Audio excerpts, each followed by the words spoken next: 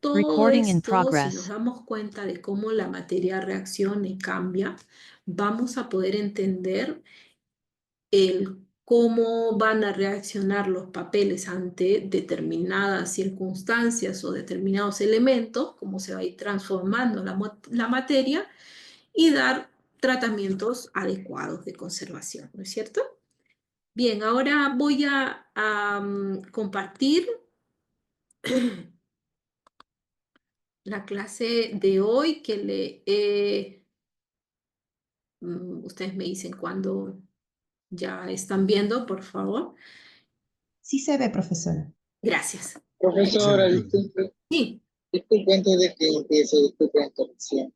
Sí sabe que yo entré viendo los primeros, pero me desconecté por por algunos inconvenientes. Sí, estoy ahorita yendo a mi casa, estoy en el Metropolitano, por rato se va a las... Ya. Carrasco, ¿no? Sí, profesora, Ya, disculpe. listo. ¿Alguno más, por favor? ¿Alguno más entró? Dávila, Huamán, Richard, Desiree Cifuentes, Huamán, ¿no? Ya, listo. Daniela Arriola. Daniela Arriola, Karina Dávila, Desiree Cifuentes, ¿no? Bien, entonces, ya, seguimos. Bien, esta sesión la he denominado factores internos, es decir, ya hemos hecho, como les decía, algo general sobre los factores de deterioro. Hemos visto qué es el daño, qué es el deterioro, ¿recuerdan? La diferencia entre estas palabras, estas denominaciones que le damos, el biodeterioro, el fotodeterioro, lo que es el proceso de envejecimiento o de repente las imperfecciones también de los materiales. Entonces, hemos visto ciertos términos en general para poder entenderlos, ¿no? Bien, ahora vamos a ver desde otro punto de vista a los factores de deterioro. Por un lado, tenemos los factores internos de deterioro y los externos. Y luego vamos a ver cómo también se interrelacionan, ¿no es cierto?, de estos. Pero vamos a tratar de explicar un poquito más algunas dudas de repente por ahí o que ampliar un poquito el panorama. En cualquier momento me consultan cualquier cosa, ¿ya? Bien, habíamos quedado entonces en esto de los factores de deterioro, que por un lado teníamos a los internos y los externos marcados por las técnicas constructivas, es decir, cómo fue elaborado el papel. Además, el papel no está solo como soporte, podría ser más bien no papel, sino pergamino, otro tipo de materialidad, ¿no es cierto? Diferentes tipos de materialidad.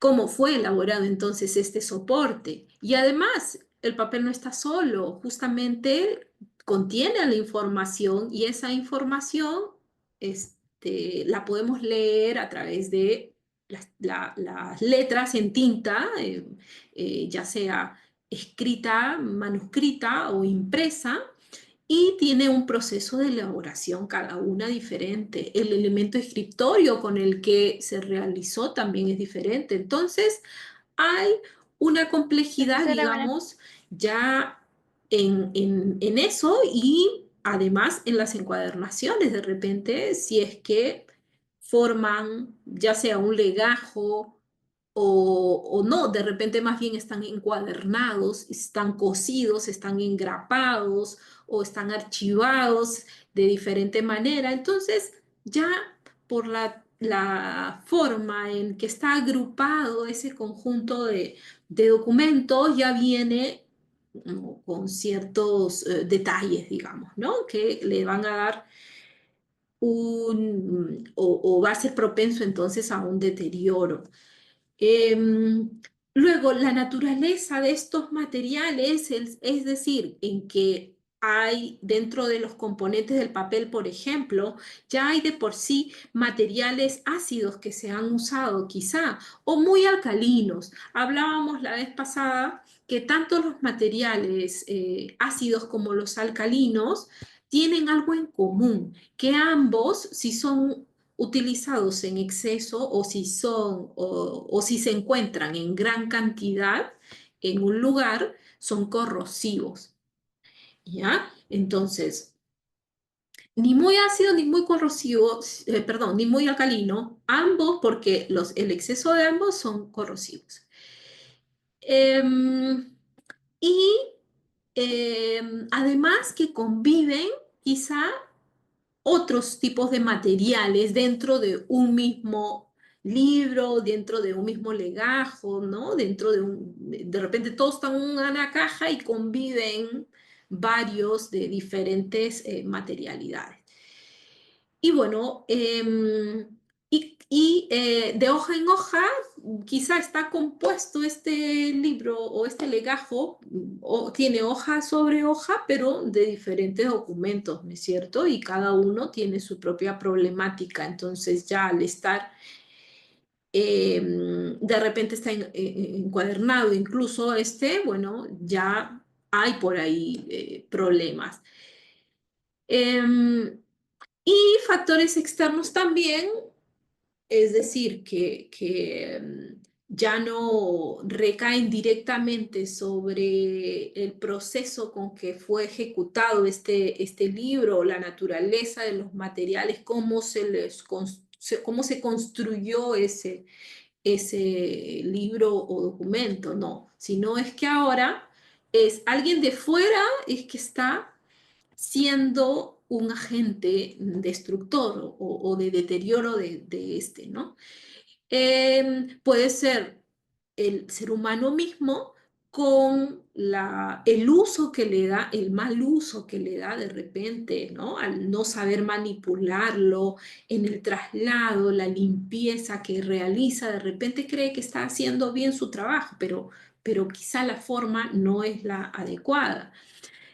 Quizá al trasladarlo no se percató de que de un lugar cambia a otro tan rápido y los parámetros en cuanto a las condiciones medioambientales no son las mismas y somete a cada rato a cambios bruscos.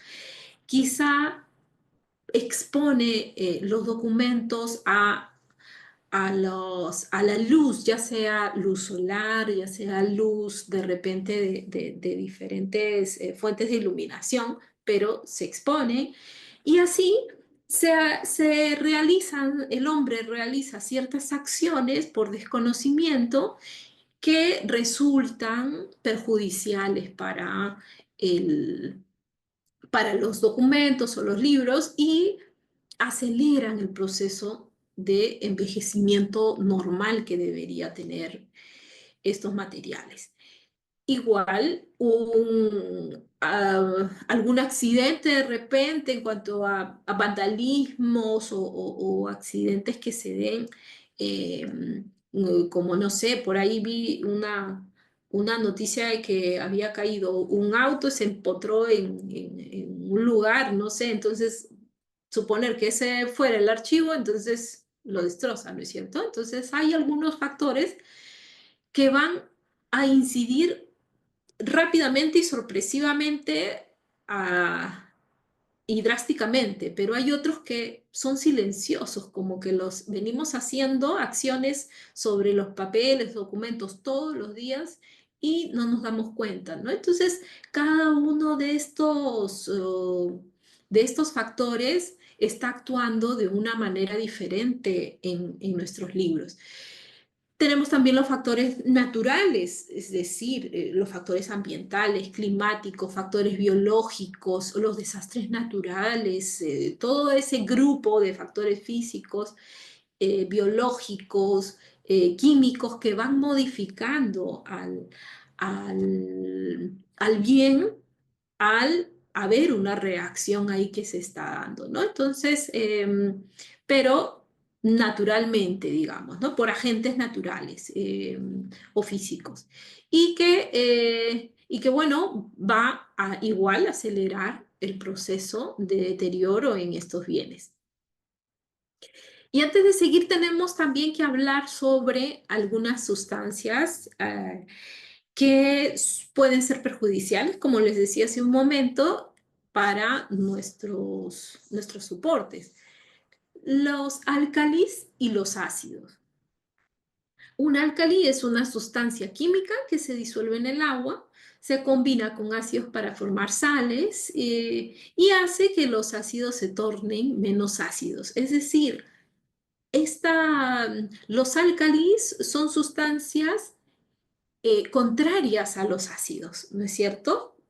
Pero que tienen, si bien son contrarios, porque tienen propiedades diferentes, digamos, tienen algo en común, que ambos son corrosivos. Y pero además tienen la particularidad que cuando se juntan, el álcalis con el ácido hace que el álcalis hace que los ácidos bajen su acidez, ¿no? Entonces, una forma en que los neutraliza casi, ¿no? Estos dos, cuando se juntan, se neutralizan. En los álcalis, sus disoluciones conducen la corriente eléctrica. La mayoría son irritantes, además, para la piel, ya que disuelven la grasa cutánea. Los polvos, nieblas y vapores provocan irritación respiratoria de piel, ojos, etc. Los ácidos son compuestos químicos que cuando se disuelven en agua producen una solución con una actividad de catón hidronio mayor que el agua pura. Esto es un pH menor que 7. Los ácidos pueden existir en forma de sólidos, líquidos, gases, dependiendo de la temperatura, y pueden existir como sustancias puras o en solución. Entonces, pueden existir de diferentes formas y existen en todos lugares, ¿no? No son sustancias que podemos encontrarlas, por ejemplo, en las grasas, en las verduras, en los diferentes alimentos, en la vida cotidiana, digamos, ¿no? Ahí vemos, por ejemplo, algunos productos ácidos y algunos productos alcalinos. Ahí tendríamos de repente las bebidas ácidas, el vino, estas bebidas que acidifican además nuestro cuerpo, de repente también todas estas gaseosas, lo que llamamos los alimentos chatarra. Y hay algunos más ácidos y algunos menos ácidos. Em, y ven que el agua, por ejemplo, está en lo neutral. El agua está allí. No es ni ácida ni es alcalina, ¿no? Está en una neutralidad el agua. Por eso es que, bueno, es bueno tomar agua, ¿no es cierto? Y mantenernos así, neutrales. Luego, ya hay sustancias y hay sustancias que son más bien del tipo alcalino. Las frutas, las verduras, por ejemplo, son alcalinas. Entonces, cuando nosotros a nuestro organismo llevamos alimentos que son muy ácidos, lo que estamos haciendo, si sabemos que funciona nuestro estómago con ácidos para que se haga el proceso, digamos, al entrar estas sustancias, ¿no? Le estamos dando más ácido a nuestro cuerpo y nos acidificamos nosotros y luego ay, no sé por qué, pero tengo ardores en el estómago, tengo reflujo, tengo esto, el otro. Es que estamos consumiendo demasiadas cosas ácidas. ¿Y qué podemos hacer en ese caso cuando estamos muy acidificados? Comer cosas alcalinas, ¿no? Porque estábamos viendo esa propiedad que cuando una sustancia alcalina se combina con una neutra, perdón, con una ácida, la neutraliza, ¿no es cierto? Entonces eso, comer más verduras y frutas y vas a ver cómo va calmando este ardor, ¿no? Como lo rico que es comer una papaya luego y sentir eso refrescante. Tú dices, ay, qué rico, está refrescando mi estómago. Es que está actuando de neutralizador de esta acidez, ¿no es cierto? Entonces, estas sustancias ácidas y alcalinas las encontramos en todas partes, en todos lugares, solo es un ejemplo esto de la alimentación, ¿ya? Para que vean cómo funcionan estas sustancias y en nuestro cuerpo es el ejemplo más próximo, más rápido, ¿no es cierto? Y estas sustancias alcalinas y ácidas se miden en términos de pH. El pH significa potencial de hidrógeno, se llama. Por eso es que la P va chiquita y la H va grande. Es el potencial de hidrógeno. Eso expresa la concentración del ion hidrógeno. Entonces, por eso se le dice el potencial de hidrógeno, ¿no? Porque expresa la concentración del ion hidrógeno que tiene una sustancia. Su medición se efectúa con pHímetro, se llama, pHímetro. Y vamos a ver que hay diferentes elementos, digamos, para medir, digamos, el que es más exacto es el pHímetro, así se llama, pero también hay cintas medidoras de pH, papel tornasol, papel indicador de pH, es decir, hay presentaciones ya diferentes con el mismo principio, ¿no? Pero en diferentes formas como para facilitarnos la vida, ¿no? Dentro de una de las características que tienen estas sustancias, ya hablando propiamente en el papel, es que puede migrar. Entonces, es decir, puede contaminar, digamos, todo el papel, ¿no? Otro papel. Entonces, de repente, tenemos un bloque de papel que es muy ácido y otro que de repente tiene otras características, no es ácido. Pero ya al estar juntos, ya este va a acidificar al otro.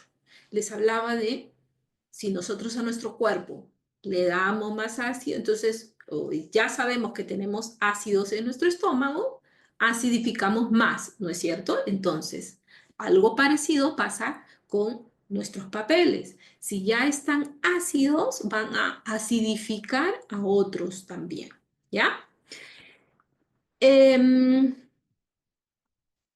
Sigamos hablando del pH.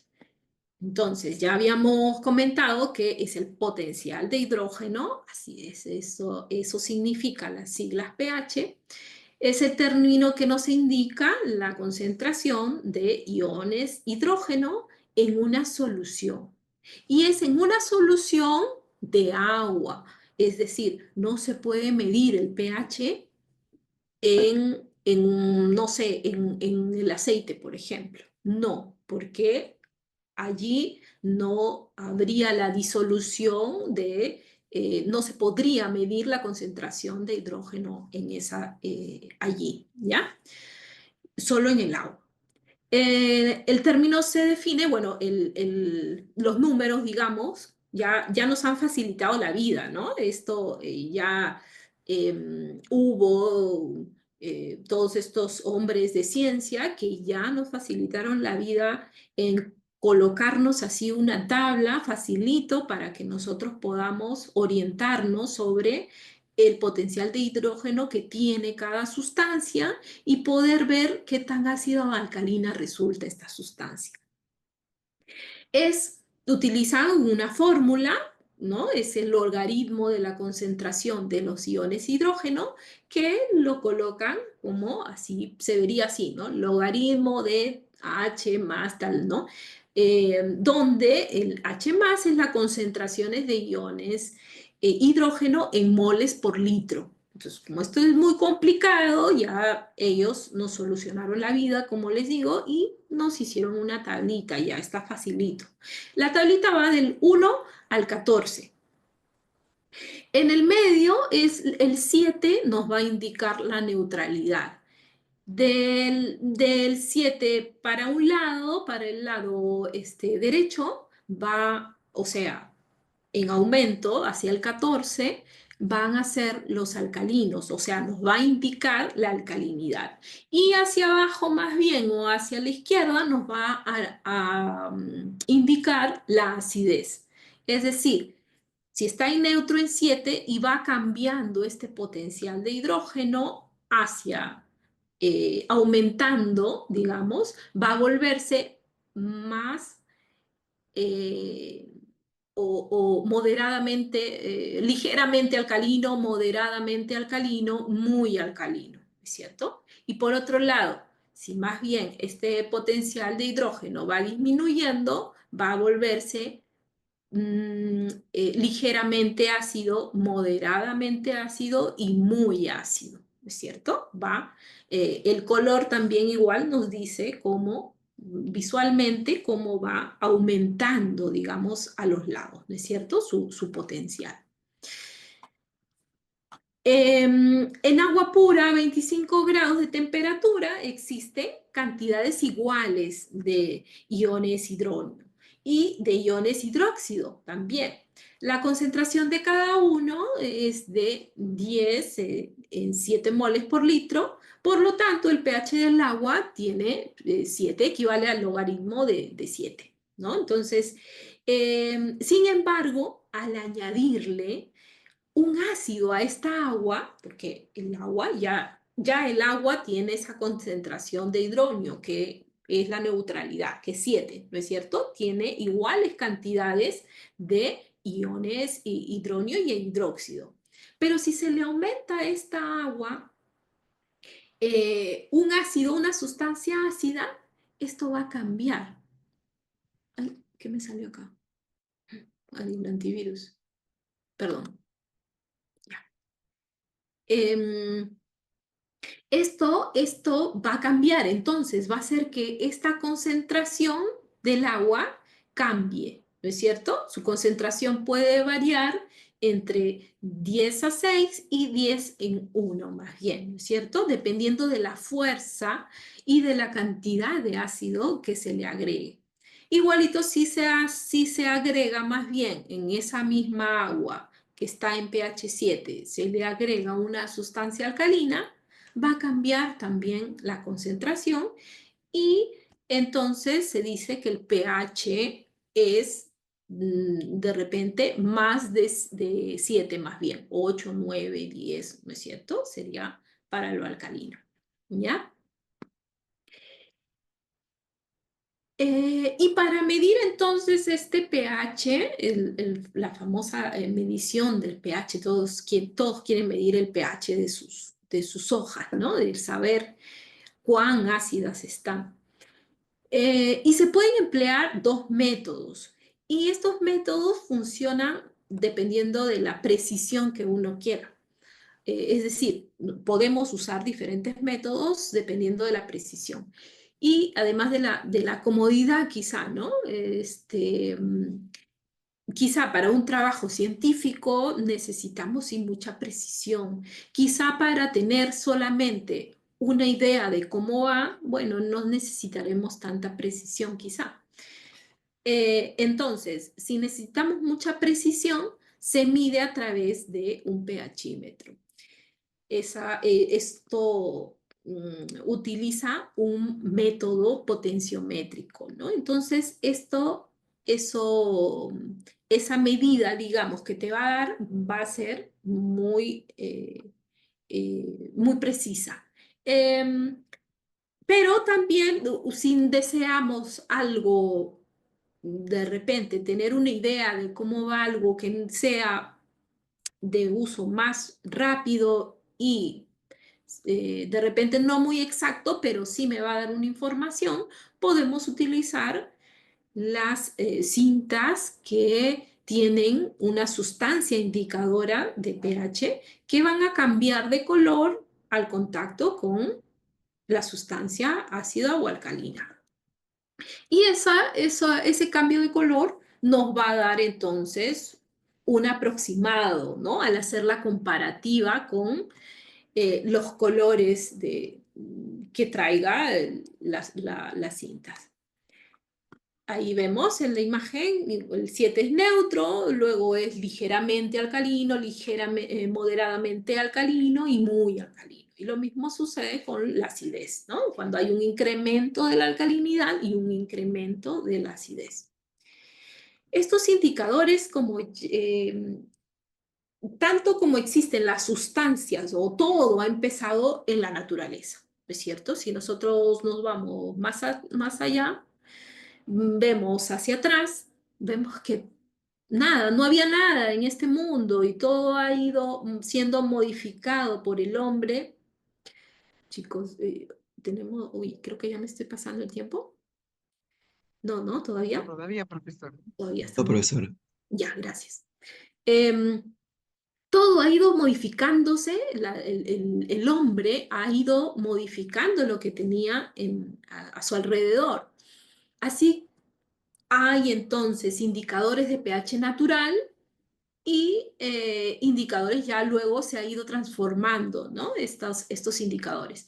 En lo natural hay ciertas sustancias que se llaman antocianinas y las curcuminas, que estas sustancias que están contenidas en algunos alimentos justamente tienen esa propiedad de cambiar de color en el momento que se encuentran con un ácido o un alcalino. Por ejemplo, ustedes se habrán dado cuenta cuando ustedes preparan su chicha, el maíz, cuando recién está hervido, es bastante oscuro, bien oscurito. Pero cuando le echan el limón, que es un ácido, el color cambia, ¿no es cierto? El color cambia de la chicha. Entonces se convierte en un moradito así, ¿no? Porque tiene estas antocianinas, es decir, natural, tiene indicadores de pH natural. Es un indicador de pH natural. Esta antocianina la tiene también el repollo morado o colombarda, la beterraga. Ustedes se habrán dado cuenta también cuando hacen su ensalada rusa, si la comen así nada más, el morado o el color de la beterraga es bien intenso, o oscuro, mejor dicho, bien oscuro, pero cuando le echa su limoncito, este color cambia y es diferente. ¿Qué no pasa con la zanahoria, por ejemplo? La zanahoria, como que tú le echas el, en trozos la arveja, la zanahoria, el que cambia es la beterraga, nada más, ¿es cierto? Los demás siguen igual. Entonces los otros no tienen esa sustancia natural indicadora de pH, ¿ya? Con el té también creo que, claro, sucede, ¿no es cierto? El té ustedes han visto cómo Té con cambia. limón, profesora. ¿Cómo? El té con limón. ¿No es cierto? El té con limón reacciona al limón también y cambia de color.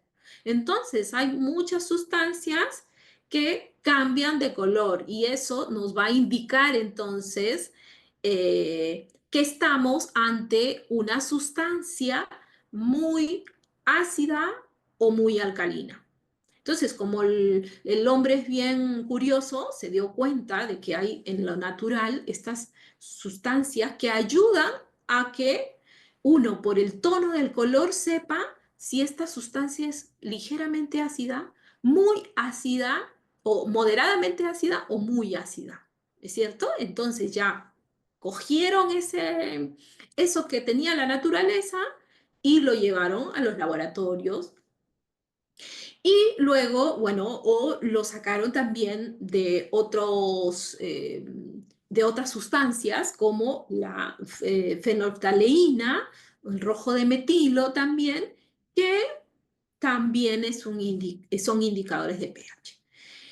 Em, Y bueno, en este caso acá está el pHímetro, es o llamado también potenciómetro, es un sensor utilizado que utiliza un método electroquímico, ya no utiliza estas sustancias indicadoras, sino ya se mide por electroquímica, ¿ya? Por eso es que se dice que es potenciómetro, ¿no? Mide el potencial, pero de una manera electroquímica. La determinación de pH consiste en medir el potencial que se desarrolla a través de una fina membrana de vidrio que separa dos soluciones con diferente concentración de protones. Una celda para la medida de pH consiste en un par de electrodos, uno de calomel, mercurio con cloruro de mercurio, y otro de vidrio sumergidos en la disolución de la que queremos medir el pH. Entonces es un aparato, digamos, de una cierta complejidad que utiliza, digamos, dos soluciones diferentes en concentraciones de protones diferentes y al introducirse, digamos, en la sustancia que se quiera medir, eh, va a ver esta concentración de protones, ¿no? O sea, va a cambiar, pero con este medio electroquímicamente. La forma, digamos, no, es un poco más compleja, es súper eh, específica o, digamos, confiable, muy confiable, pero es un poco complicada, ¿no? De hacer, de llevar, es un poco complicada. Además, el aparato es costoso y bueno, resulta complicado. Sin embargo, tenemos pues ya que nos facilitan la vida ciertos otros medidores de pH que los encontramos como un papel absorbente al que se le ha dado o se le han impregnado de ciertas sustancias que reaccionan a los ácidos y las bases o los alcalinos. Em, y bueno, el papel tornasol es uno de ellos. em, y hay diferentes tipos de papel tornasol de diferentes colores, ¿no? También el papel pH o tiras de pH también, o sea, cintas medidoras de pH. Hay diferentes, mm, ¿cómo se dice? Diferentes materiales, digamos, que tienen el mismo principio de un papel impregnado con una sustancia que va a cambiar de color al contacto con esa solución. Hay diferentes presentaciones, ahí está, esa es la palabra que quería buscar. Hay diferentes presentaciones para esto. Lo que más utilizamos en nuestro campo son las cintas medidoras de pH. Y no cualquier cinta además, sino las cintas que están que están hechas por las fábricas alemanas, en realidad, son las de mejor calidad, porque hay en el mercado, hay cintas traídas de China y de otros lugares cuya forma de preparación pues no es adecuada. Cómo serán hechas, la verdad que lo único, al parecer, estas sustancias indicadoras no son tal y lo que hacen es manchar más bien el papel solamente. En cambio, las alemanas sí tienen sustancias indicadoras que no salen de la cinta y que nos da una buena lectura del potencial de hidrógeno. Bien. Ahora, una vez que ya más o menos no sé si tienen alguna pregunta sobre esto del pH, de repente, ahora vamos. Profesora, una consulta. Usted mencionó que también como por ejemplo el té con limón, ¿no? Y en el caso del ceviche, la carne, por ejemplo, el ácido lo cocina. Ya, ¿Es por la pero cantidad de ¿es por qué? ácido? ¿Es por la cantidad de ácido? Sí, sí, en realidad sí, el ácido está cumpliendo ahí otra función, ¿no? En el otro caso, el color es lo que queremos, ese indicador de color que nos va a ir diciendo eh, si es clarito de repente o si es poquito, el ácido no es mucho. Si es otro color, va a ir cambiando entonces dependiendo del nivel de ácido. Y eso es lo que queremos de esas sustancias, ¿no? Nos servimos de esa sustancia. Pero el ácido es usado en muchas cosas. Podemos tomar una limonada o como nos dice la compañera, en un ceviche, ¿no? Porque por sus propiedades diferentes. En esa, eh, allí el ácido en la carne, pues sí, la está prácticamente cociendo, ¿sí? La carne, ¿no? Entonces, eh, tiene ciertas propiedades que pueden ser usadas de diferentes formas, ¿no? De diferentes formas dependiendo de lo que querramos. Para nosotros, para lo que necesitamos, esto es para tener un indicador de si está siendo muy ácido a través del color. Eso es lo que necesitamos. Sí, Ah, y dígame. entonces la diferencia del color, entonces, es para Exacto. bajar la tonalidad.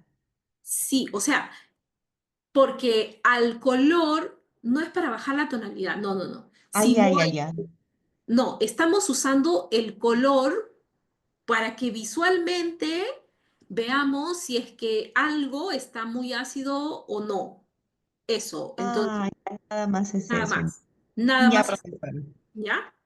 Sí, dígame, Carrasco. Dejó un mensaje, profesora, Ah, ya, a ver. en el chat. Ya, gracias. Mm, a ver, ¿dónde está el chat? Acá está el chat. Ya. Profesor, ¿hay algún método para bajar o subir el pH de los soportes documentales para estabilizarlo?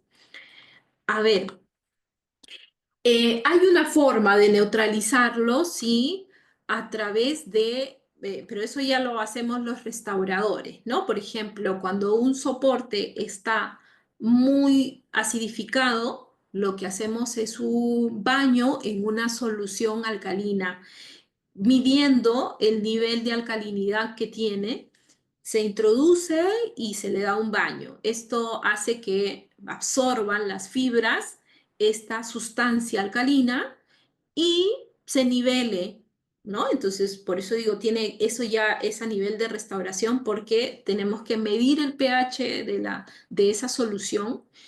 Y eso es como que por un tiempo vas a mantenerlo neutral, ¿no? Pero no es como que toda la vida va a estar neutral y ya con eso solucionaste tu problema, no. Entonces, finalmente hay que pensarlo mucho si se realizan esas intervenciones, ¿no? Porque de sumergir en esa solución alcalina también habría que ver qué, qué eh, tan ideal sea ese soporte para meterlo al agua, porque de repente si está en muy mal estado, si las tintas además son solubles al agua, o sea, todo eso hay que primero identificar antes de hacer eh, un, una, una intervención como esa. Ahora, también hay sustancias que son sin agua, que son sustancias alcalinas que se aplican, están suspendidas, digamos, en una sustancia más bien volátil, que no es acuosa, otro tipo de sustancia, y que como si fuera spray se vende ahora, ¿no? Uno de ellos se llama Bookkeeper.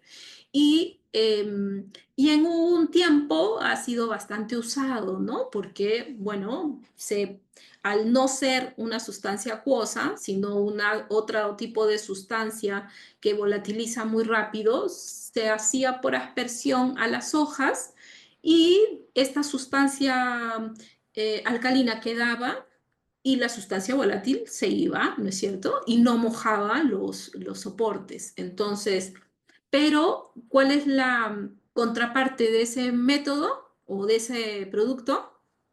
Primero el que cuesta mucho. Una botellita así pequeña, como esta, aquí la tengo, una botellita como esta, ese es el Bookkeeper. Una botellita como esta, pues, ¿cuánto me cuesta? 95 soles, 100 soles más o menos, ¿no? Y no nos dura pero, casi nada, ¿no? Entonces, es una, si ven, es una solución de un solvente con, donde está suspendido esta reserva alcalina, que luego, y luego el solvente se va a ir y se va a quedar la reserva.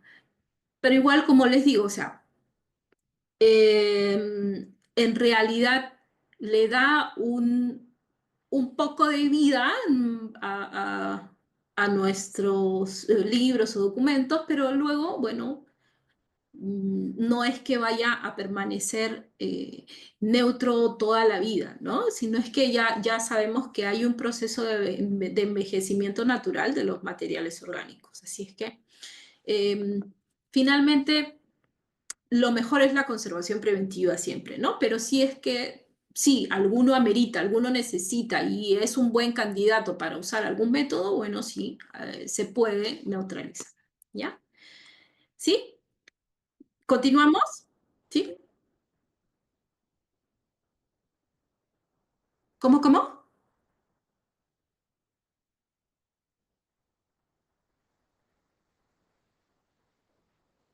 Ah,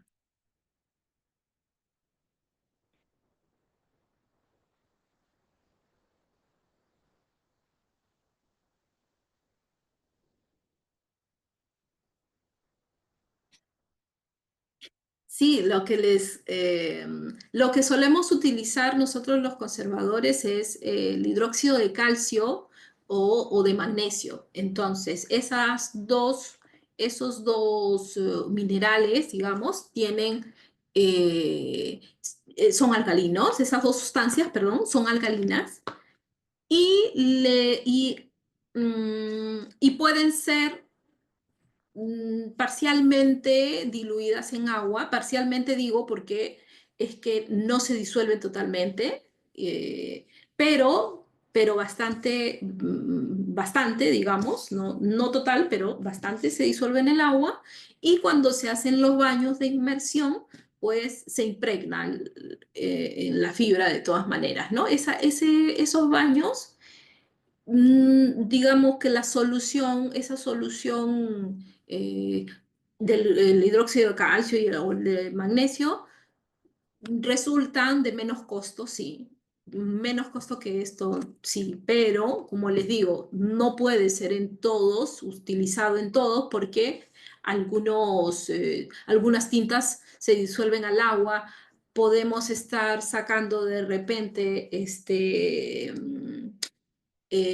sellos al agua o algunas tintas que pueden ser y que puede repercutir más bien, ¿no? Entonces, no podemos generalizar tratamientos. Lo que podemos hacer es conocer los materiales, conocer las cosas, cómo actúan y ayudarles. Por ejemplo, hay ahora cartones mm, que ya vienen con una sustancia y papeles, cartones y papeles que ya vienen con una sustancia alcalina y que si bien cuando no ha absorbido la fibra, no es que se va, es decir, a través de un baño, por ejemplo, la fibra absorbe toda esa agua ya que está alcalina por la sustancia, ¿no?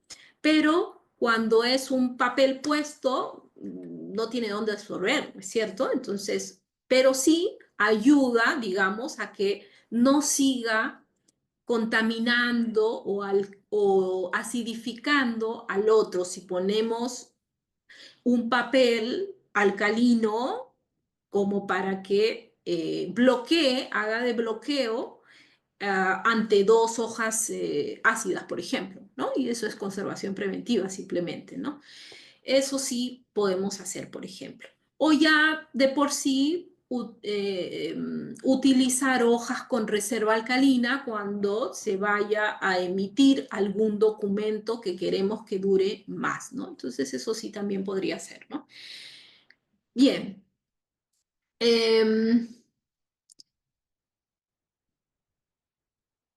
Uy, creo que ya... Ay, me fue. Ya estamos por ahí por la hora, creo. Entonces, vemos que además tenemos que reconocer que el papel se está transformando químicamente.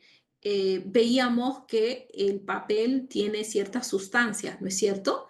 Y que esas sustancias reaccionan por ejemplo, el agua, ante el oxígeno, ante las enzimas, ante los metales, digamos, ante cosas del exterior o del interior del papel, reaccionan, hay reacciones. Entonces yo he puesto ahí por eso los factores extrínsecos y también los factores, intrínsecos y también los extrínsecos van a hacer que el papel se transforme químicamente. Y los mecanismos por los químicos que se van a dar son la hidrólisis, la oxidación, la fotooxidación, los procesos metabólicos, las catálisis metálicas, todo esto va a darse, todos estos fenómenos o reacciones químicas se van a dar sin que nosotros lo notemos, sin que nosotros nos demos cuenta que se está llevando a cabo. Ya de por sí el papel, por todo lo que les he explicado sobre el papel, tiene, o creo que ustedes no fue, ¿no? El otro grupo creo que les estaba explicando sobre el papel.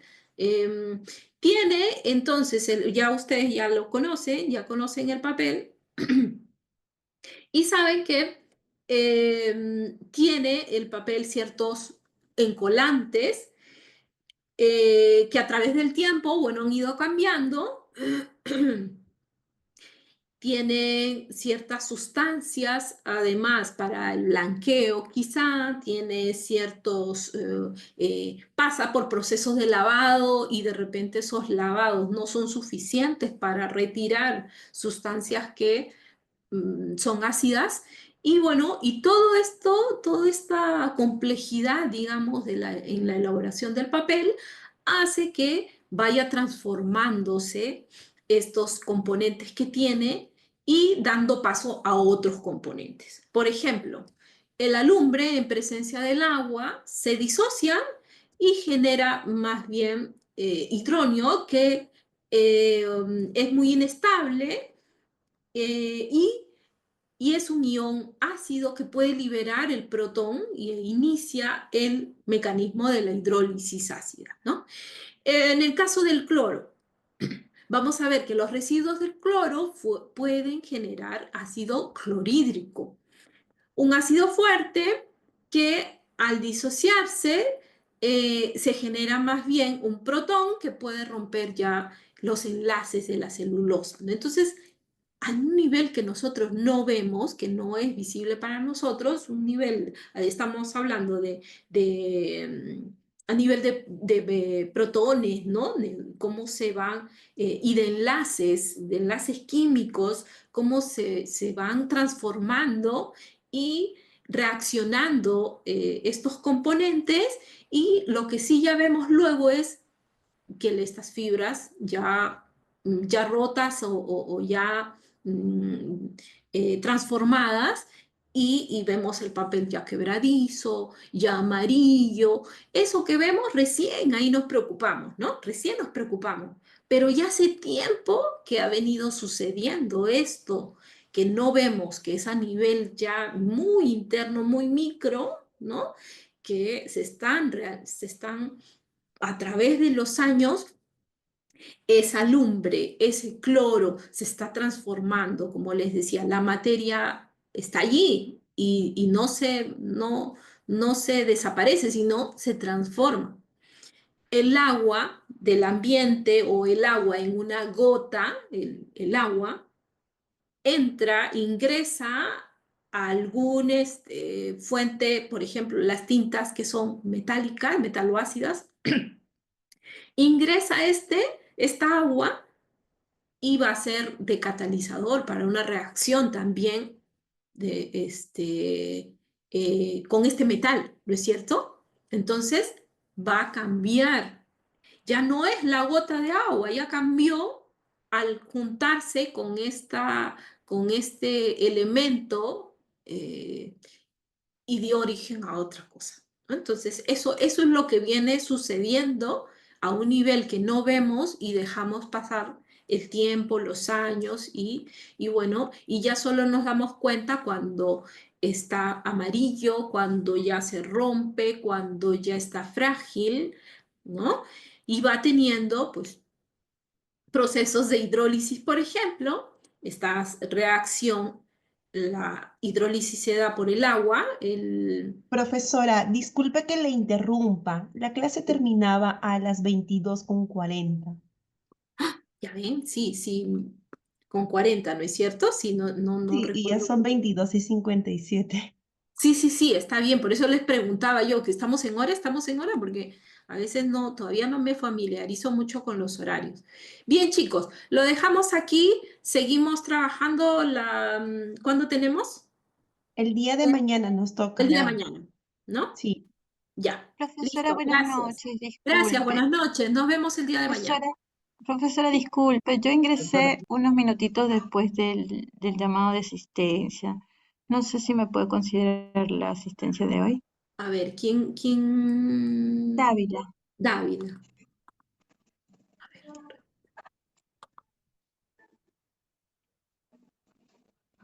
Ya, listo. ¿Arriola está? ¿Llegó? ¿Arriola? ¿Cifuentes? ¿No? ¿Ni Arriola ni Cifuentes? Bien. Listo, chicos. Entonces nos vemos mañana y continuamos.